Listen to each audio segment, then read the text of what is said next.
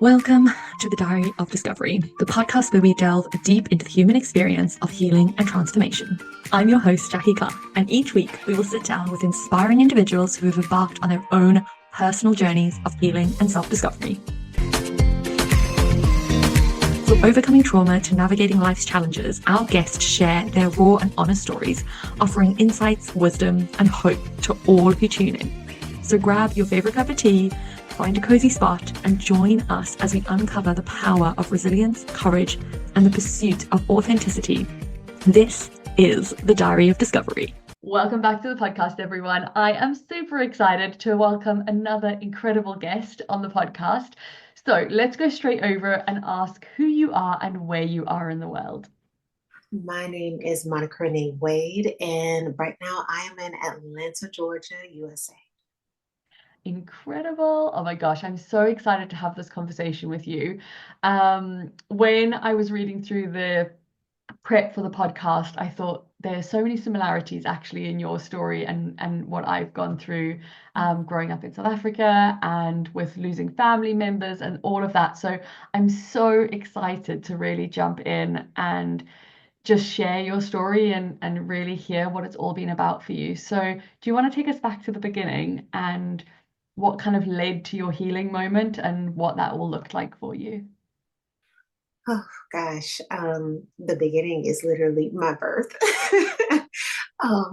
I was the youngest of three, and my mother, and the most brave thing that a mother could do, um, decided to allow someone else to raise us. And, that was due to her own mental health. And there's, a lot of people ask, like, oh, do you ever feel like abandoned by your mom? Are you ever mad at her? And from an early age, I understood that had to be hard as a mom to say, I cannot do this. And I need someone else to do it. And I don't want my children split up. I want them together. I want them to be safe. And I always understood that as love. But that actually began my journey of self and being at the time in rural Arkansas. Um, it was hard where we were. We were staying with my aunt, and um, eventually, she was going through a divorce. So from an early age, I'm experiencing all of these, I don't want to say unique circumstance, but these very difficult circumstances. That I didn't know that I would have to go on this big healing journey to overcome. But if I were to pick a point where it really began, it was then. It was learning how different I was from the next kid. That would ask like, "Oh, what's your mom's name?" Or just questions about home, and my story being very different, and just knowing that I was just different. Absolutely. I think that's it's difficult at such a young age to have such a different kind of home life, and kids can really struggle to understand that sometimes. Yeah. So how did you find that? Were people around you accepting of that situation? Were you treated any differently? I'm thinking back to those early years, and I would say not so much from like my peers, right? Kids are really easy. It's just like, do you want to be my friend? Cool, we are friends. Do you have the red crayon? Um, but after a while, I started to notice it more from family, other family members, just being the different one. Um, and those moments where I kind of did want a more close knit family. it was the hardest for me. Um, I grew up in a household where there was abuse, Mm. um, emotionally, physically, psychologically, and that was very isolating. And people could tell, but never really wanted to say anything or intervene. Um, Still in that era of what goes on in your house is what's going on in your house. I don't want to really get involved. Um, and so that was the programming people did. Um, but still having this feeling of something's not right. Like I know, rules are rules, and everyone has their story, but still just feeling like this isn't right. Something's not right with the way that I'm being brought up. Um, and I see the shows and um, even just seeing my friends and their families or their relationship with their mothers. I'm like, that is so cool. Like that's real. Like people really have that sort of bond. Um, and so it was just all the ways that I noticed that I was different, or when other parents may have asked questions, and I'm like, no, I don't live with my mom, I live with my aunt. And I'm like, oh, why? And then I would kind of tell them, my mother has schizophrenia, and I'm throwing a big mental health word. And remember, this is during a time we don't know much about mental health on a community scale, right? It's still Mm. very reserved for um, psych wards and people that actually, study psychology for the most part. So for this 7-year-old to throw out this big word, schizophrenia, and it's like, whoa, okay, so you have a story, kid. There's something going on, um, and I kind of longed for that normalcy. Again, nothing against my mother, but I longed for that sense of mom, dad, and dog and 2.5 kids. I knew that that wasn't my life. Wow. And how did that build then into your like later schooling, into your early adulthood? What did that look like? Oh, gosh.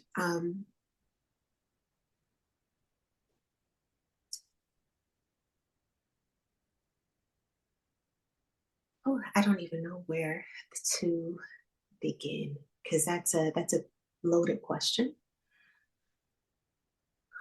Um, we moved around a lot. So going from rural Arkansas, my aunt gets a divorce. We go to Illinois. Um, and for one reason or another, we were moving. And me being the youngest, I'm watching two older siblings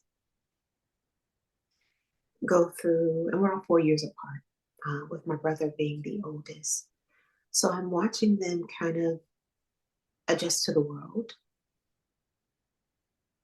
Um, Eventually, my sister moves out. Um, I couldn't have been, I think maybe she was 14, so I was about 10, something like that. Because there was just so much clashing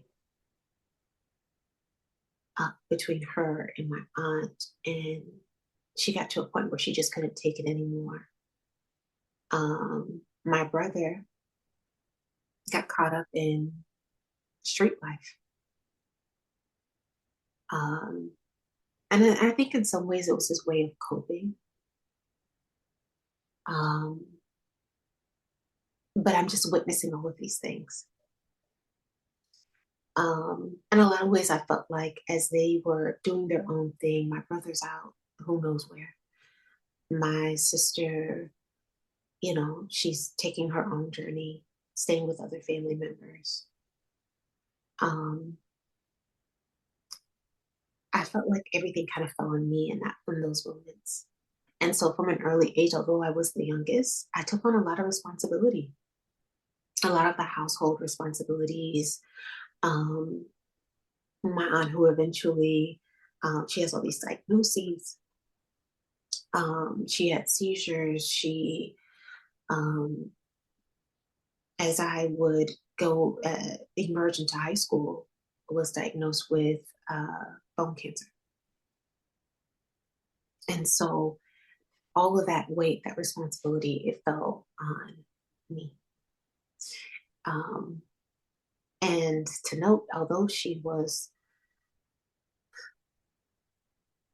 dealing with all of these health concerns, there was still this means of control that she had.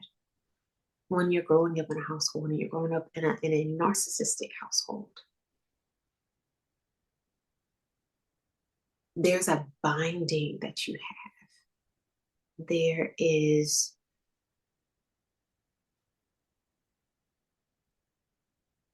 this way of how they rule their household to where everyone and anyone in it feels kind of imprisoned by it.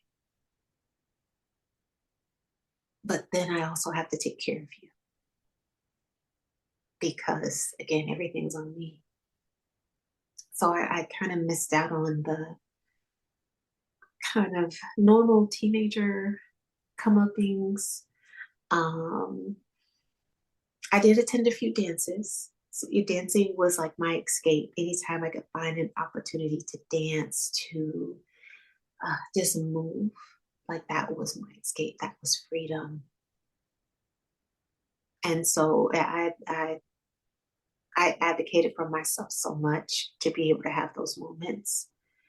Um, but that's not all that there is to being a teenager and coming up in the world. And when other people were going out on dates or learning, how to drive or um, just going through the regular growing pains of life, I was learning how to, pay bills, how to cook for everyone, um, cooking for my foster siblings, of whom, she took on foster kids at a certain point.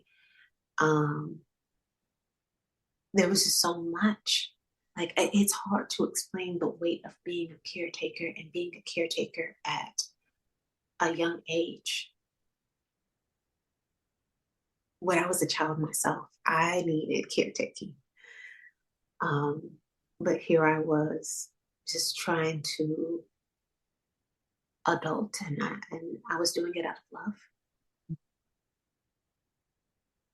Because at that age, you still just want everything to just get better. There's still this hope that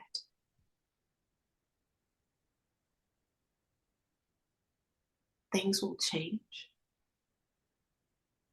And I knew nothing. I can admit, I knew nothing of what dealing with narcissistic abuse entailed. I I didn't even know. We talk about healing journeys, and these things are so kind of in the cultural zeitgeist now. Um, but then not so much. I knew a bit about mental health. Of course, I wasn't a stranger to it. I knew about trauma. Um, I knew about PTSD, but in a very narrow sense of it. I didn't see everything that I was going through, from poverty to abuse, um, to just being like a little Black girl growing up in the Midwest, as different forms of trauma. Um, and so I'm just trying to conceptualize all of this and the world around me and still just wanting things to be better. Still that hope, that glimmer, that um, last little bit of being bright eyed and bushy tailed. to say, okay, I'm going to do this. We're going to go to these appointments, and at some point, things are just going to get better. Even making excuses. It's this, and that's stressing her out. It's this, it's that. These are the things that are wrong, and if we could just fix this, then things will get better, and maybe things will get better for me. Um,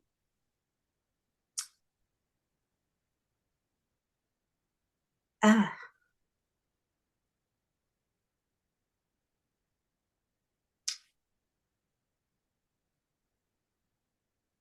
I remember having to overcome. Uh, wow, revisiting this moment, that's is a tough one.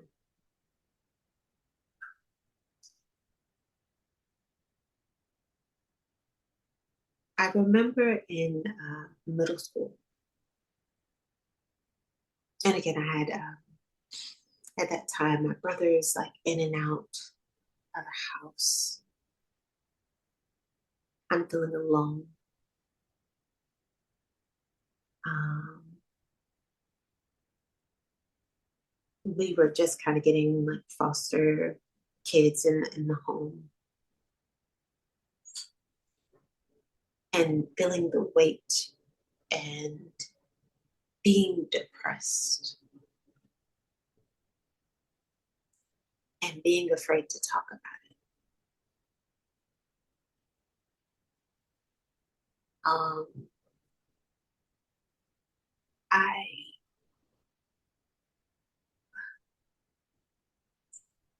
I remember that time being so dark,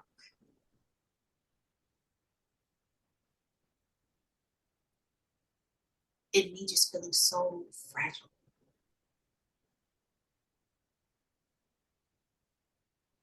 I remember that time I was self-harming because I didn't know what to do with the pain. I didn't know what to do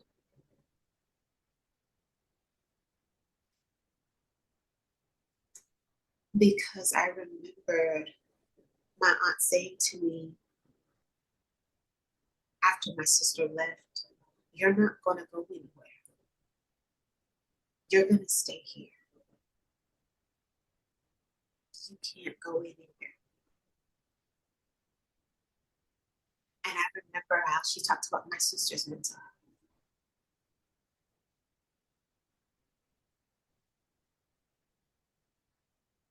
And her, going to, because eventually things got really bad with my sister, her going to a therapist because of some letters that were found, I guess at school or something. It had to be something big for her to end up going to a therapist in that time period. Um, and how, she would still question her, "What did you say?" Um, was very much so kind of monitoring and controlling that experience. So I was like, "No, I can't tell her. I can't go through that." I saw that for myself. And I can't do that. I can't.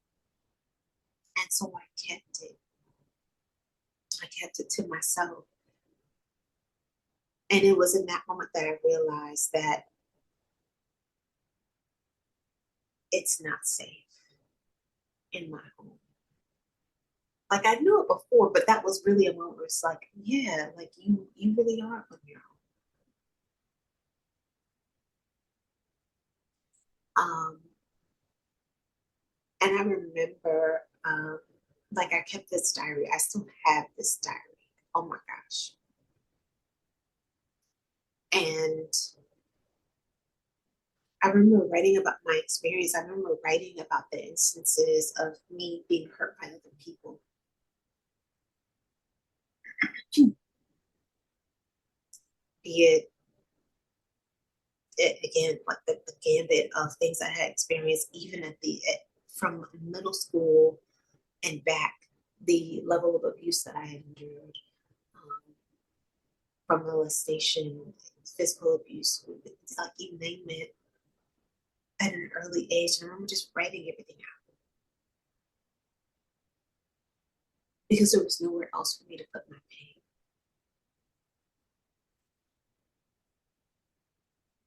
And I kept writing and writing and writing.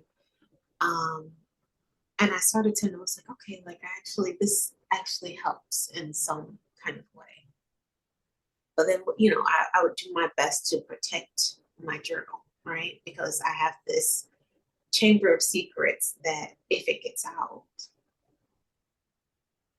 what can happen? You know, would everybody then know just this fear, right, of this diary being found, this little flowery journal being found. And I remember just breaking one day. And I didn't want to self harm anymore. I didn't want to do any of these things to cope. But I just wanted peace. That's all. I just wanted peace. Um, but I kept writing because that seemed to help. I found inspiration through music. And if I am really looking at that, I think that was my first sort of healing journey. Um, Very much self-led, and kudos to that middle school girl. I don't know where she got all those kind of healing modalities from. Um, but I use everything at the time, still being Christian. I would read the Bible. I would find little inspirational scriptures to help me cope. I would write. I would dance. I would daydream. I would call it maladaptive daydreaming, but it helped me get through what I was going through. Um, I knew there just had to be something else. And although things weren't fixed and things were going to get much harder in terms of my responsibilities, I just knew that there was something else. And so that was always my hope, that thread, that rope that I would hold on to pull me through all of the caretaking, the still like the yelling, the control. There was just always a hope that there was something else. Um, yeah, that's a very, like I said, that was a loaded question. So many turns in that, and I'm sure so much more. I mean, it was a beautiful answer for a loaded question, so thank you so much. I think it's so helpful for people to understand the context because I think a lot of the times when we're talking about healing, people are very quick to jump straight to the modalities of, oh, well, just journal or just do this or just do that. And actually, a lot of the time, just hearing somebody's story and being able to find similarities in what somebody's gone through and then see that that person has actually come out of the other side. And while they might still be healing or they might still be going on a journey, they've gotten through something that they never thought they would be able to. I think that that in itself is such an incredible like step in the process for people. So thank you so much for just being so honest and just sharing actually what it was really like in that space. I think again, you see all these like short clips on social media about narcissistic relationships. It's like the new buzzword that everyone's talking about, and everyone's a narcissist in this day and age, according to what you see on social media. But actually, for people who have truly lived in that experience and truly been in an experience with somebody who is narcissistic. Like it's a very different situation to the clips that you see on social media and what it's painted to be. So I think it's really important for people to actually be able to just listen to conversations like this and go through that process and understand. And obviously, like you've continued to go on this journey. Like I know a bit about where you are now and what the differences are, which is really incredible. But like as you were going through this journey, what did you have to embrace about yourself and like accept about yourself to actually step out of where you were and move to where you are now?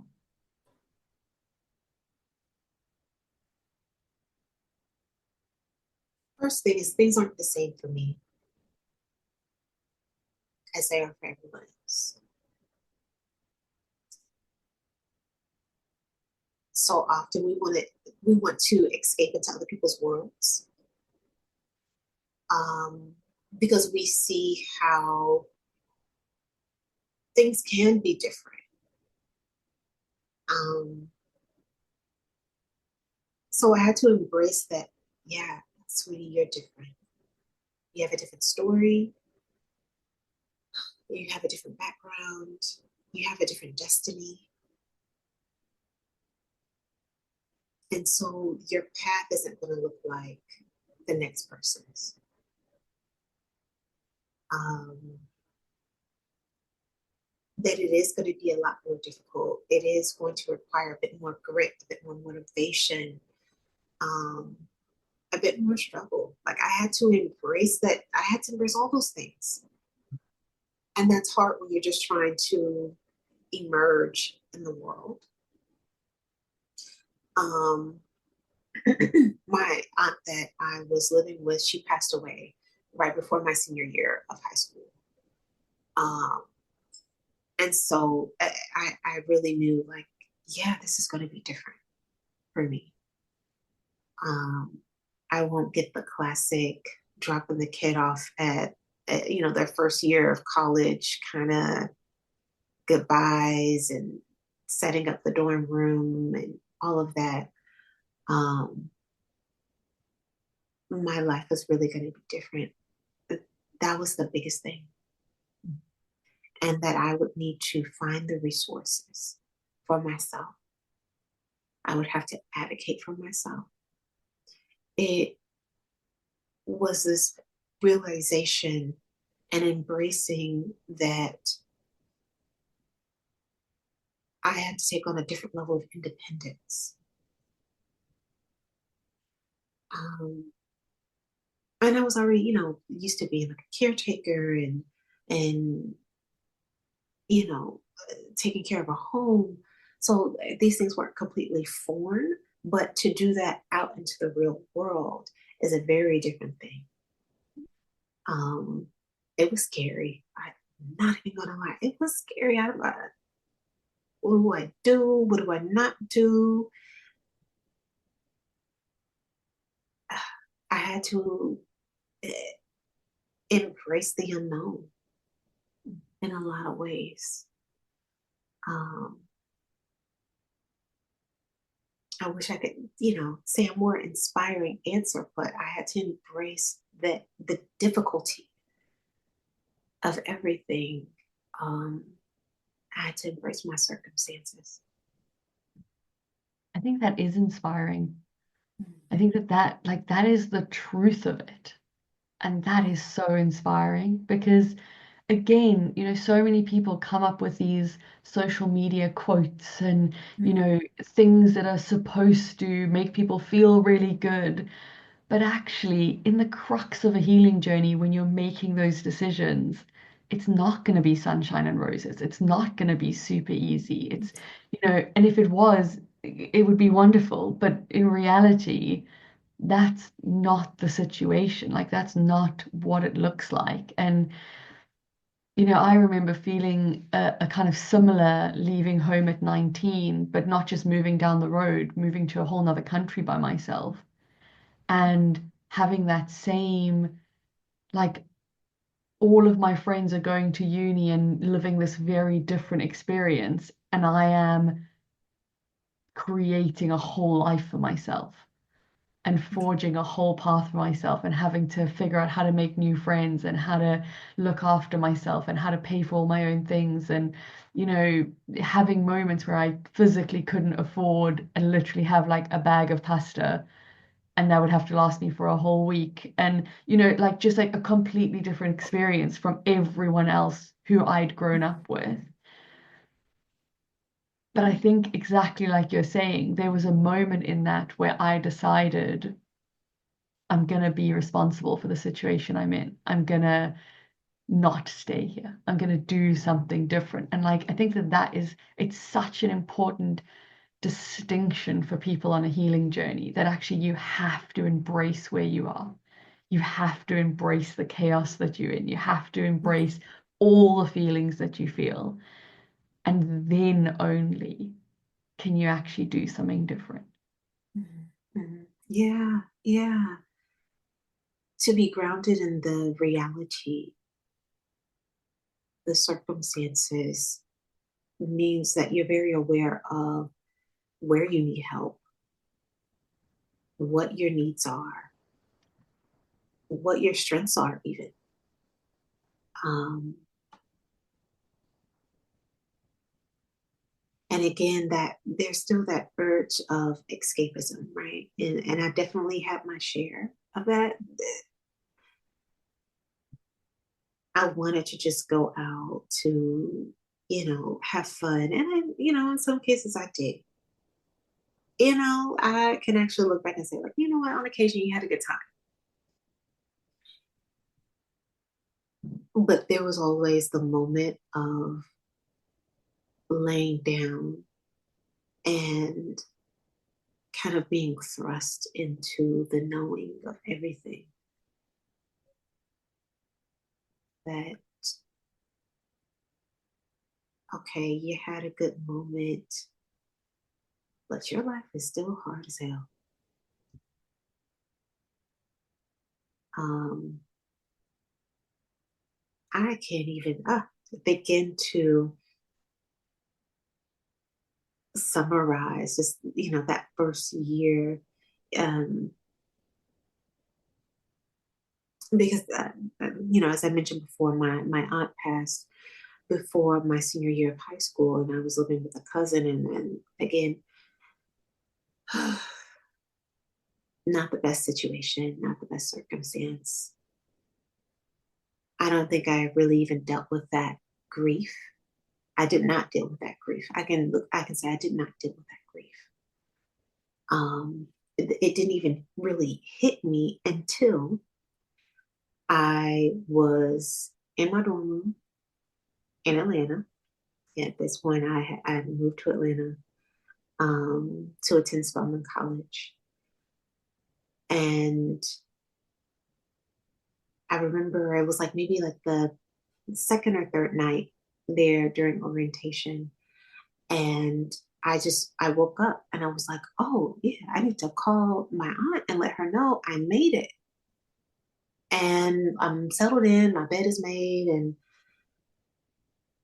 then it came crashing down like a brick house on top of me. Oh, she's gone. You don't have that sense of being tethered to some sort of home or belonging, that it is just you. What a sobering moment. Um, so very sobering. And I had to walk in that grief and also depression and somehow still make it all work with without knowing how to process grief, without I had to learn that grief is something that you live with it. Um, to expand on the question of what I had to accept, grief. grief in its many forms and the different ways that life can change, sometimes even for the better. It still comes with grief. Um, uh, it, Understanding how to handle the waves of emotion that can come in the various stages of grief, how the the absence, the loss, it's never replaced. So there's this continued journey of grieving in different ways. I grieve now differently than what I did then. Um, at that point, I think I was grieving an idea of a parent. Um, and I don't think I was actually grieving the experience that I had. And then I did grieve the experience that I had, and I was pissed. I was angry. I felt even more abandoned and neglected.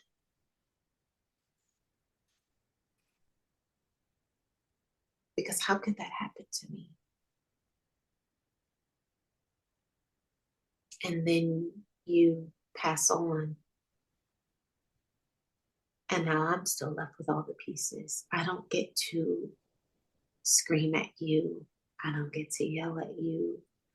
I don't get to go on some sort of like revenge campaign on social media to let everyone know what happened and let you feel the sting. I was just angry and frustrated and again, even more alone. Um, because my relatives, the people who I'm related to, didn't see me in my grief. And coming from a dysfunctional family, there was so many stories and things said about me, but no one really offered to step in and support me and to continue to be that uplifting um, that uplifting support that I think every person, every young person that's trying to go out into the world really needs. As much as we want to be grown, we still need that support and that love. So, Yeah. uh, yeah, Oh, absolutely. There's, yeah, it's such a it's such a hard thing losing people just in itself. yeah, But to lose people with a complex relationship, I think adds a whole nother layer that we've got to then dissect and work through and try and process. And, you know, even when you go on a healing journey and that person is still alive, sometimes you can't have that conversation with them, but right. the option is still there. And I think that option makes you feel like you at least have a choice and you're making the choice to not have the conversation.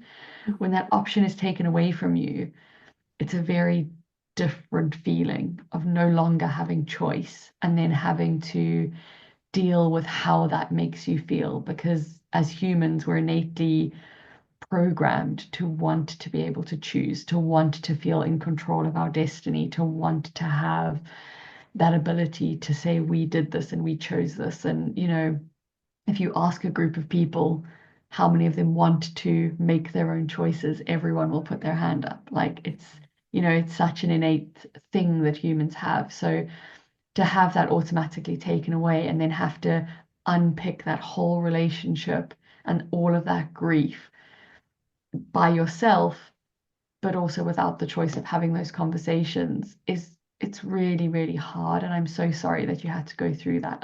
Nobody should have to go through that. And I guess if you, we might jump a little bit here, but when was the kind of turning point for you when your outlook kind of changed, something sort of started to shift, and you realized that actually the experiences that you had didn't have to be what you carried into the future for you?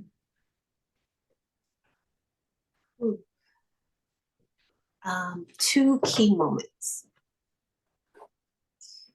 Um, yeah, yeah, I remember those 2 days. Um, One was, I remember I was getting close to finishing my undergraduate degree. By this point, I had transferred to another university, and I wasn't doing so well. I was not doing so well. The grades were terrible. um, but mentally, I was on the verge of completely breaking. It was at that point I was considering maybe going into a hospital. And it was actually revisiting my experiences in middle school where I felt very similar and didn't know what to do with all the pain. Um, and I remember just being in my apartment living room and just screaming. I still felt alone. I felt unheard, unseen. Even using the campus counselor and the mental health services and all of that, it wasn't enough. And when you look at someone's transcript, you don't get to include, oh yeah, and in this semester I was battling with mental health. And this semester I was battling with grief. You don't get to include those things. It's just a transcript. Um, and I was like, no, like my past cannot hold me and constrict me and imprison me to where now I can't step into my future that I want to create for myself. And so still I'm in this apartment in the living room. It's ugly. It's not coming down my face. I'm sure if anybody would have walked in on me on that day, they're like, okay, what hospital do we need to go to? What do we need to do? And that was one of my biggest fears. Like, I don't want to be hospitalized. Because I knew that was just going to be more problems for me. And I'm saying this as a mental health professional that at that time, I did not want to be hospitalized. I could not afford that. But that was just, the limited services and limited availability of resources. But in that moment, I needed that scream. I needed to just let it burst out of me. I couldn't keep it all together. I couldn't put on the face. I couldn't manage. And it all just came pouring out of me. I remember being on the floor, I was praying, I was begging, please take this pain away. I can't carry this anymore. I can't do this anymore. And battling with this sort of existential dread, but also this, again, that rope. I never lost hold of that rope, that this can't be the pinnacle of life and that there has to be something else. And so in that moment, I was tugging and pulling on that rope because something has to pull through, something has to be different. Um, that moment was the moment for me that at least, because there's more to this healing journey, that at least I was able to have a different dedication to my academic journey, because that represented a notch on that rope that I could grasp onto to then pull myself up, um, to have access to that something else, whatever that something else was. And I knew what my dream was. I knew I wanted to be a therapist. I knew that, my interest and where I wanted to go with it and how I wanted to serve my community. But girl, you need the grades. Like, you gotta graduate, you gotta get the degree in order to be able to do what you want. Um, and I remember going to my advisor, because at this point I'm like, how am I going to graduate? How am I going to do these things? And the only way to do it would be to overload my classes. And she was just like, you know what? If you prove to me that you can handle your classes now, and I think she said, like, she gave me like a certain grade point average, like get a 3.5 this semester. I'll let you overload. And she kind of like wrote me off, like, she's not going to do it. I remember coming back and being like, okay, I made straight A's. I need you to overload my classes. And she was just like, let me see. So she's, tippity tap on the computer, looking, and then she looks at me, and then she looks at the screen, and then she looks at me, and she's like, well, what changed? And of course, in that moment, I'm not going to be like, yeah, I was like, on the verge of, having a total meltdown, screaming in from the 14th floor of this building. And that's what led to the break. And I'm dedicated to class. I was just like, studying. I'm focused now. And she was like, okay.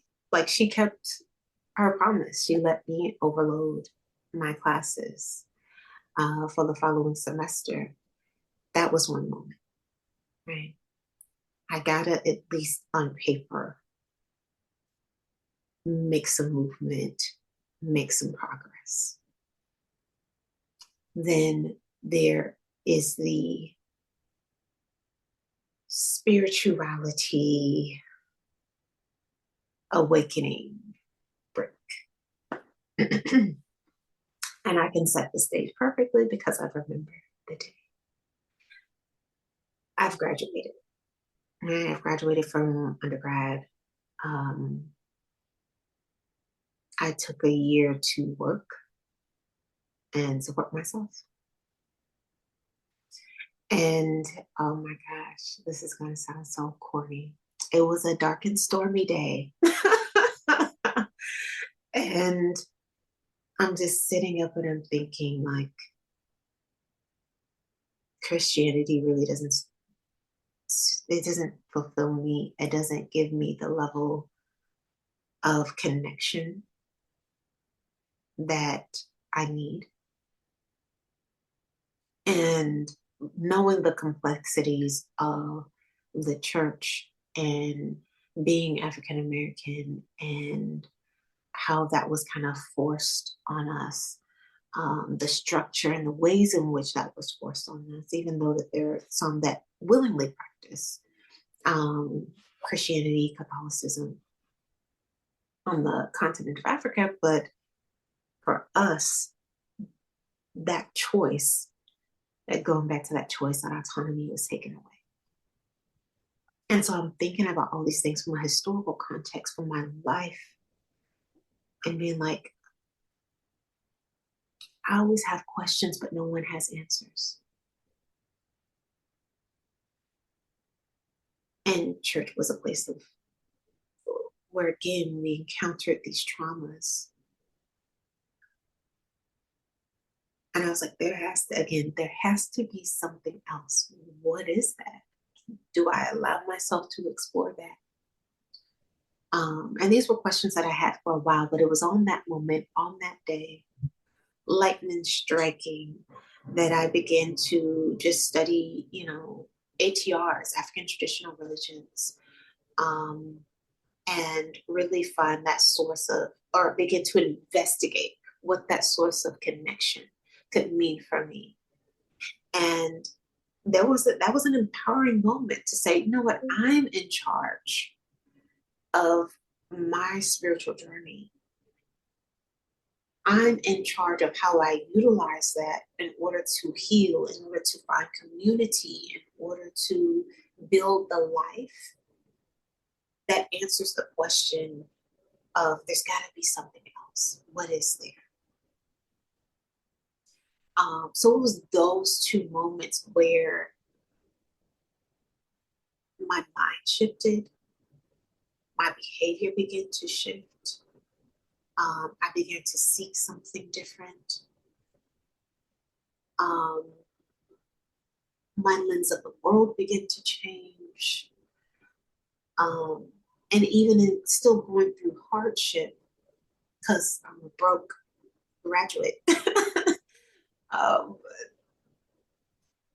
those were the moments where I'm like, okay, a seed was planted in me to create the change that eventually leads me to where I am now. I love that so much. It's so like, again, I massively believe in this whole like physical realm and spiritual realm of something has to change in both sides in order for true change to happen. It's, it's not a case of just I put myself in a different situation. What you believe has to shift as well. And I don't mean your religion has to shift. If people are happy with Christianity and they want to be Christian, by all means do that. But it's about that connection point for you, what feels right for you. And, I was brought up Christian Catholic. I completely get it. And have found my own path now. And it's just so interesting because I think it's such an important journey that people have to go on from a physicality point of view of I'm not willing to sit in this place again or go through this again or do this again. I'm going to do something different. And then also that spirituality of something still doesn't feel right. Even though the physical world is doing what it's supposed to do, something still doesn't feel right and something still doesn't feel connected and something is missing. So I think it's so lovely to hear those 2 points and actually how they touch on either end of that spectrum. Because I think that, again, that's something that so many people really need to understand when they're going through this journey that you have to kind of do both ends. You can't just change one or the other because it's almost not going to be enough in that process. So that's really, really lovely. I like that. And then so life is different now. Life is very different now. Yes. Very different, which is incredible. And, it's such a testament to the healing that you've done and the person that you've become and the journey that you've walked. So, what does life look like now? And what advice would you give people that are at that starting point? Like from the version of you now who's sitting, who has healed, who's done this work, what advice would you give that person that's struggling on the other end? So double-sided question there, but like talk us through what that looks like. So, what advice would I give that person, and the difference between me then and now? Yeah. Life looks very different. I'm going to carefully say this. I respect the religious upbringing that I had. It's a part of the culture. I grew up Red Clay Baptist, and Red Clay referring to the Delta here in the U.S. That's it. The earth is literally red in the Delta, and having that very Southern Baptist upbringing. It's a part of the culture. I respect it. I can't remove that from my story, right? So, in that respect and that reverence for that, I can still now honor the pathway forward that I have. And it's something totally different. That being said, having laid that respect down, um, the what I practice, how I engage in a relationship with a higher power looks completely different. Um, in being a spiritualist, in being someone that has been initiated into other practices, my life looks very different in that regard. Very, very, very different. Um, how I draw my source of inspiration and power looks very different. Um, and if I could give an example um, of an inspiration, a inspiration just seems so light when I think about this person. Latina Turner, like I loved her growing up, love her now, rest in peace to her. But it's very similar to how she embraced Buddhism and what that did for her, that transformation. I experienced that in my own way. While she still had the respect for the church, her upbringing, because that's where she really started to sing and find her voice. It's different when you say, "This is what I am now," and this is what I practice. This is how I own it. This is what it does for me. My life is different now because I'm no longer a struggling college student. Thank God. I am fully licensed. I am a practicing therapist here in Georgia, in South Carolina, oh, Florida, practicing in Florida as well. Um, I am married. I know love. I know a deeper love of self, a true love of self that I didn't know before. I know what it's like to be loved unconditionally. And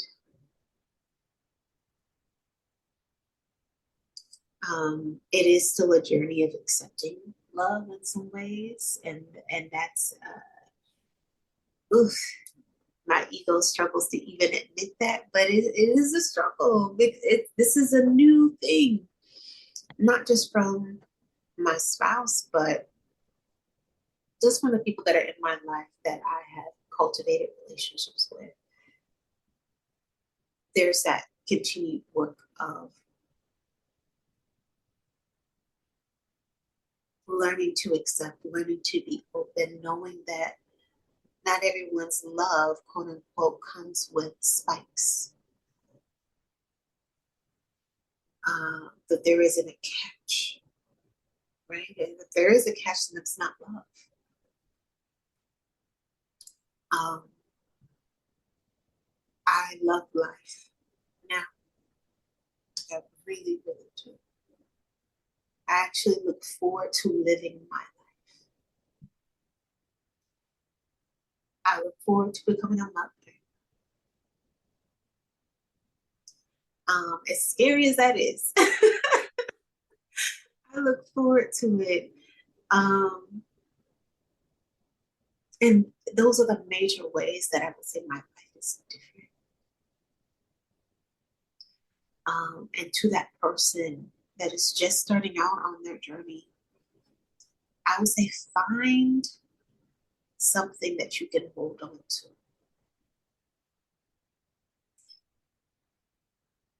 A gem, something, just find something that you can hold on to. And even if for the sake of manifestation and inspiration, if you literally have to find a literal thing, a rock, a pebble, um, a knickknack, or whatever that symbolizes that hope. And what is that? That, and it can be the same question, that same pondering, there has to be something else. What is it? Know that there are other people that have gone through it and survived, first off, but also have discovered what it means to live. Understanding the possibilities and that you deserve the positive outcomes of those possibilities is important, because that's what's going to keep you going. If you believe that there is nothing and you've accepted that idea that there is nothing, it's hard to go on another day. It's really hard. So find that something. Literally, if it's this tube of lip gloss and it's like, okay, this is my hope lip gloss, and this symbolizes the whatever the other side is, whatever. Starting out, those are the things that you need to grasp on. Then you found your resources. Then you just one step in front of the other, and you surrender. You surrender to the possibility that you might have to let go of certain things, certain people, certain places, certain memories, in a way to get to that something else. Um, and for a beginner, I think that is enough charge right there. Like that's a workload. Absolutely, absolutely. But such an incredible place to start.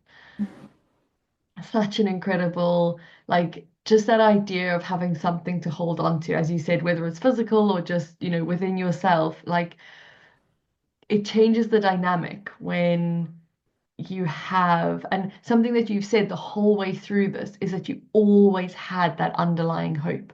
You always had that underlying, it can get better than this. There's something more to this. There's something else for me. Like there was always that underlying. And I think that that in itself, if you can just hold on to that tiny little light, no matter how dim it gets, no matter how bright it is, no matter if it's, almost out on certain days, if you can just hold on to that little bit of hope that actually you deserve more. Just you being in existence means you deserve more. Just because bad things have happened doesn't mean they have to continue to happen. Like if you can just hold on to that hope, it changes the dynamic so much as to what you believe is possible for you.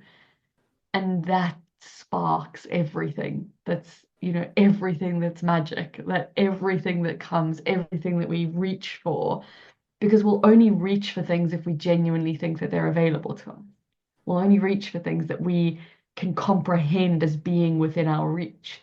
So to keep that hope that there's always something better within your reach, you're always going to keep reaching, which is so, so important, I think, when you're going on a healing journey. And, you know, I've always said on the podcast that healing isn't just a one and done. You don't just heal something and then ta-da, it's magic, it's done. Like we keep iterating, we keep going through, things keep coming up, and no matter what level you get to, like it's just a different way of healing the same thing. We heal the same emotions, we heal the same stories, we kind of go through. And I always love to end the conversations that I have with people with the question of like, what is your next healing?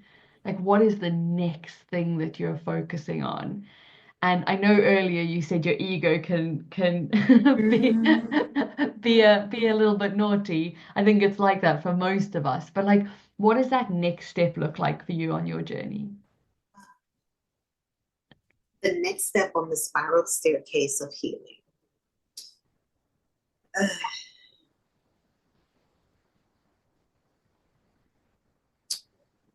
is that ego is stepping in, and because it's going to seem so simple, I always think about, like, oh, how does this sound to say this thing? But then that's a part of what it is. fully embracing living fully, not to always question it, always, really, are you sure? And that isn't a consistent thought, but it comes up. Um, it is through my own process of motherhood, continuing to heal my mother wounds. Um, it is letting my voice be heard. Um, Coming out of the corner that I was forced into and really taking stage for my own story, my own journey, my own wisdom, and how that can help and inspire somebody else. And that's hard. That is hard. It's hard to stand in it. Everyone wants to be popular and go viral and all these things, but like, can you really stand on that stage and really be heard and seen? Um, yeah, yeah, those are my next steps. And I'll say on a simpler note, taking better care of my body in ways that I didn't grow up being told to do. Learning how to eat different, exercise differently in a way that actually supports the longevity of my vitality in this lifetime. Um, and being the spiritualist that I am destined to be. Those, that's the next frontier of my healing journey. I love that. I love that. It's so incredible. It's like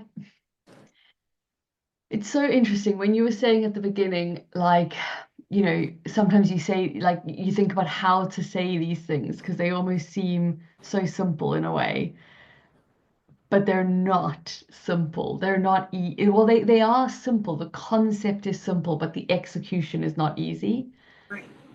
And I think so many people struggle with that, where they're like, I say this thing and it should be really simple, but actually it's a really hard thing to actually embody, actually live, actually learn. And it's different to learn something.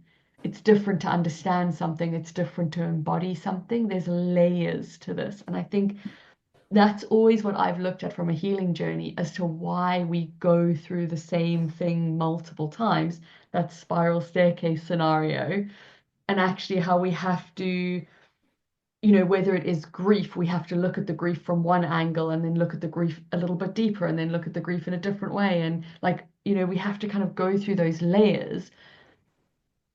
It's because there's different stages of knowing and understanding the vocabulary and the words and the thought to then actually understanding the feeling and the emotion and that next level to then actually understanding what it means to you as a human and how it actually changes the way that you exist in the world. And you can't do all of that in one go. You can't jump straight into knowing something exists and fully embodying it in one Yeah. like in one moment. It's just not possible. Yeah. So I love hearing from so many people in this journey that actually we started this journey so long ago and we went through each of these different phases and now we're at that like really juicy life's going to get so good from here Mm-hmm. because we're at that point of embodiment. And I'm just like I'm so grateful to you for being here, for sharing your story, for going to the vulnerable moments of actually saying what it was all about. Like it's so important for people on this journey to hear this. And I just am so grateful to you for coming and being part of this journey. So thank you so much for sharing your story with us today. Thank you for having me. Like this has also been healing. Like I knew that, okay, you need to start speaking, start saying it. Like you have this story, you need to say it. Just say it. Um, and not be hypercritical of yourself. Just do it. Just do it. So thank you for this opportunity. Thank you. It is only a pleasure. This is exactly why we exist in the world. So amazing. Thank you so much. Thank you for listening to another inspiring episode of The Diary of Discovery. If you found value in today's conversation, don't forget to subscribe to the podcast and share it with your friends, family, or anyone else you think might benefit from the stories of hope and transformation.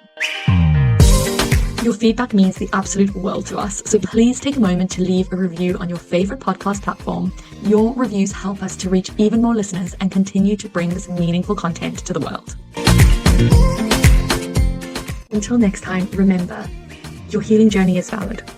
You are never alone, and you have the strength to get through this.